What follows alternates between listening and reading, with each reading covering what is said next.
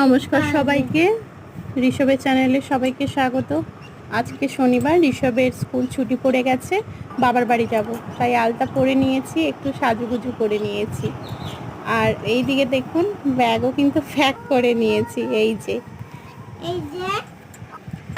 এবারে দুপুরবেলা বেরিয়ে পড়েছি। ঋষভের বাবা আর আমি আর ঋষভ টোটোয় করে বেরিয়ে পড়লাম।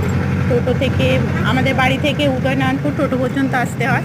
তারপর উদয়নারায়ণপুর থেকে আমতা, এই যে একারে অসম্ভব মেঘ উঠেছে। মানে এই যে দেখুন, মানে কালো একটা মেঘের মানে ছায়া পুরো ঘিরে ফেলেছে। খুবই মেঘ, মানে বৃষ্টি হবে এই ভয় করছি।